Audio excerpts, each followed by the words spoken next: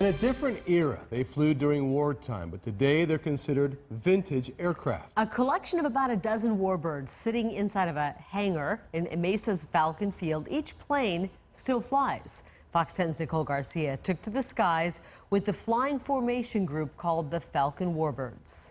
I got 29 years of flying fighters. This airplane was the first airplane I ever flew because this is an Air Force trainer. Probably off a T-34. Dick Stitch is a retired Air Force pilot. His bird is one of about a dozen housed in this hangar at Mesa's Falcon Field Airport. And we have 10 airplanes in there. We're not a museum. They all fly. Came off the plane. The Falcon Warbirds is a group of vintage aircraft pilots. Yeah. Each pilot has their own fully restored ex-military plane. They're in a league of their own. We thought originally it would really be cool if we could all be in one hangar, and it is. But what we've turned into shortly after we got this big hangar was doing everything for veterans. Oxford 108, caution for smoke obscuring the runway. The flying formation group takes to the skies for air shows, public events, missing man memorials, and funerals. We do a lot of events throughout the course of the year. We did 32 events last year.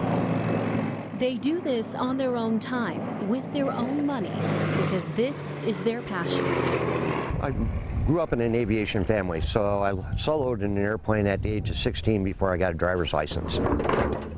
Scott Andrews is a commercial airlines pilot.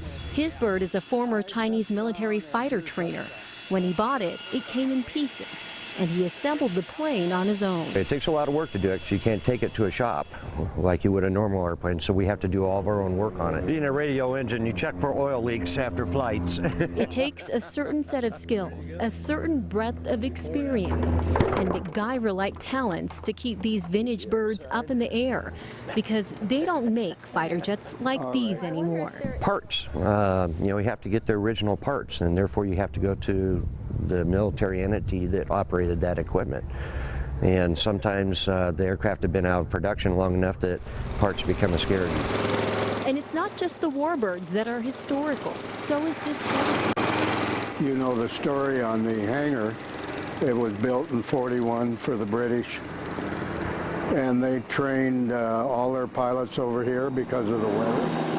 More than just aviation enthusiasts, more than just an exciting hobby. These pilots have turned their passion into a service to honor those who have served and continue to serve our country. Yeah, I'm lucky and fortunate enough to do this, and it's a lot of fun, and we pay a lot of respects, especially to our veteran group. Anything that the veterans want us to do, we're involved with that. And that's my big thing about having this hangar and all these great warbirds. Nicole Garcia, Fox 10 News.